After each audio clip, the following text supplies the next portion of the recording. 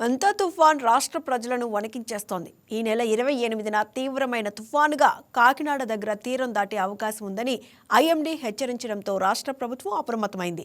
కాకినాడ జిల్లా యంత్రాంగం అప్రమత్తంగా ఉండాలని, ఎలాంటి పరిస్థితులైనా ఎదుర్కోవడానికి సన్నద్ధత చర్యలు చేపట్టాలని ప్రభుత్వం ఇప్పటికే ఆదేశాలు జారీ చేసింది. కాకినాడ జిల్లా యంత్రాంగం తుఫాను షెల్టర్ల ఏర్పాటుతో పాటు ఆహారం, పాలు, ఔషధాలు సమకూర్చుతోంది.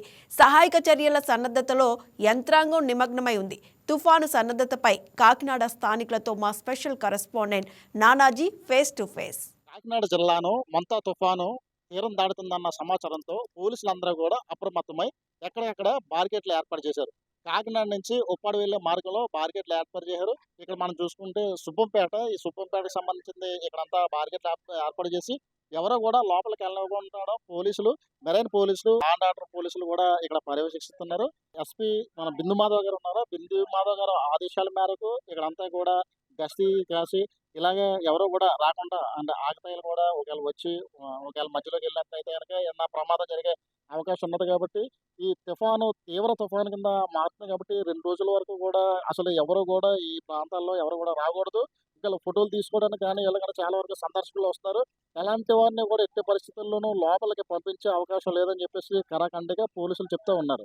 అయితే ఇక్కడికి నుంచి కాకినాడ నుంచి ఇక్కడ చూస్తే కనుక 2-3 కిలోమీటర్ల వ్యవధి ఉన్నది కాబట్టి ఒకవేళ వదిలేస్తే మేము వెళ్తామని చెప్పేసి అక్కడ చాలా మంది పోలీసులను కూడా అడగడం జరుగుతుంది. అయితే కలెక్టర్ గారు ఇచ్చిన ఆదేశాల మేరకు కూడా ఎట్టి పరిస్థితుల్లోనూ కూడా ఇక ఈ మార్గంలో ప్రవేశించే అవకాశం లేదని ఎక్కడికక్కడ బోర్డులు పెట్టారు.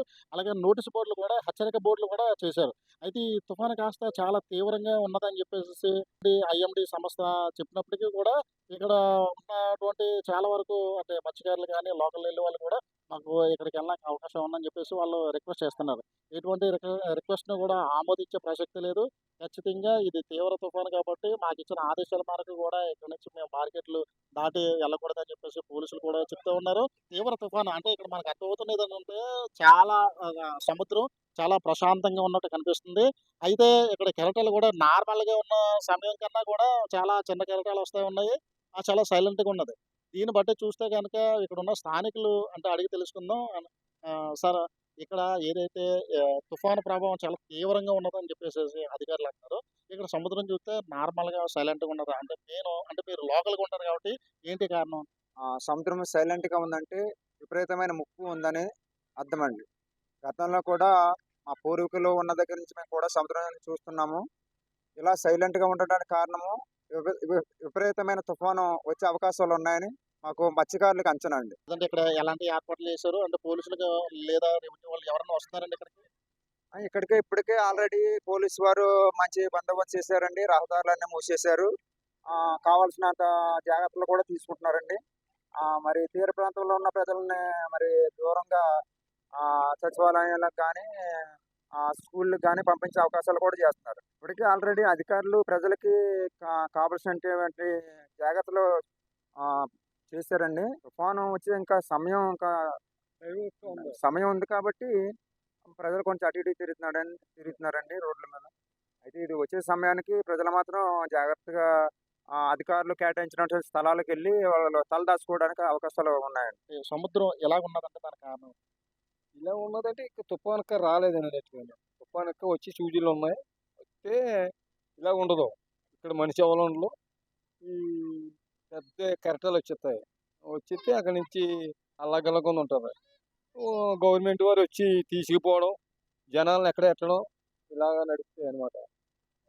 ఇంకా కూజుని రాలేదు కాబట్టి ఎవరు రాలేదు ఇక్కడికి. అదే ఏదైతే ఇంకొక 24 గంటలు ఉన్నదో, ఈ 24 గంటలు కూడా దాదాపు చాలా వరకు ఇది అంటే ఏదైనా ఒక తీవ్ర తుఫాను వచ్చే ముందు కూడా సముద్రం చాలా ప్రశాంతంగా ఉంటదని చెప్పేసి చెప్తారు.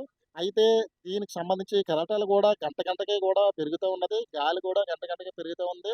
దీని ప్రభావం మరింత అంటే ఈరోజు రాత్రికి ఏదన్నా చూపించవచ్చండి. కాకినాడ జిల్లాలో చూసుకుంటే గనక పిఠాపురం, అలాగనే పెద్దాపురం, జగ్గంపేట, ప్రత్తిపాడు ఈ ప్రాంతాల్లో ప్రస్తుతానికి ఇంకా వర్షం పడుతూనే ఉన్నది. అయితే ఉప్పాడ ప్రాంతం నుంచి కానీ, కాకినాడ కానీ సముద్ర తీర ప్రాంతంలో ఇంకా వర్షం లేదు. అయితే మిగతా ప్రాంతంలో కాకినాడ జిల్లాలోనే మిగతా ప్రాంతంలో కూడా విస్తారంగా వర్షాలు కురుస్తున్నాయి. ఇక్కడైతే మాత్రం ఎలా ఉన్నది? ఈ అట్మాస్ఫియర్ బట్టి వీళ్ళు చెప్తున్నది ఏంటంటే, ఇది రాబోయే ముందు అంటే విపత్తు రాబోయే ముందు ఇలాగే ప్రశాంతంగా ఉండదు సముద్రం అని చెప్తున్నారు. అలాగే అధికారులు కూడా ఎప్పటికప్పుడు చర్యలు తీసుకొని, వాళ్ళకి కావాల్సిన జాగ్రత్తలు తీసుకొని, ఫుడ్ గాని, మెడిసిన్ గాని ఎలాంటి జాగ్రత్తలు తీసుకోవాలని కూడా ఎప్పటికప్పుడు సూచనలు ఇస్తున్నారు. కెమెరామెన్ ఉదయ్ భాస్కర్‌తో నానాజీ ఉప్పాడ.